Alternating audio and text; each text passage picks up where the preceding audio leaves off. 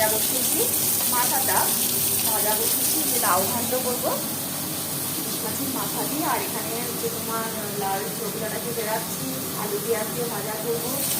আর এখানে আলুকে বেড়াচ্ছি, ডিমের কারি করবো। মাছ ভাজাটা, মাছের মাথাটা একটু ভাজা হোক। লাউটা দিয়ে দিয়েছি এবং হলুদ দিয়ে দিয়েছি। শুভ সকাল বন্ধুরা,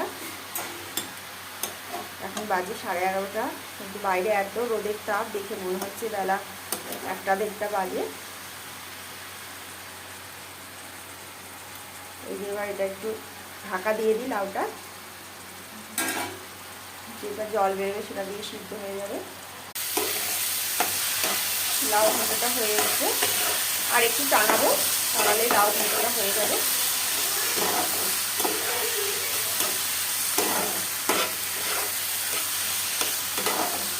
আর আমার ভিডিওগুলো যদি তোমাদের ভালো লাগে তাহলে একটা লাইক করে দিও, আর চ্যানেলটা একটু সাবস্ক্রাইব করে দিও।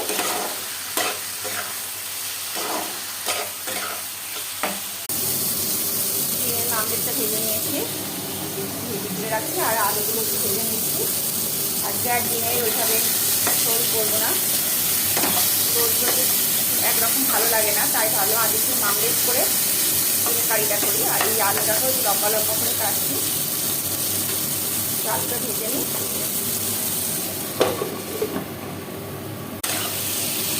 মশলাটা কষে গেছে, আর আলুগুলোও দিয়ে দিলাম, আর একটু ভালো মতো কষে নিই।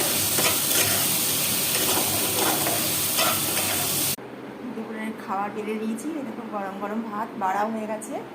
এবার আমরা খেতে বসবো। তোমাদের দেখিয়ে দিই একটু কী কী রান্না হলো।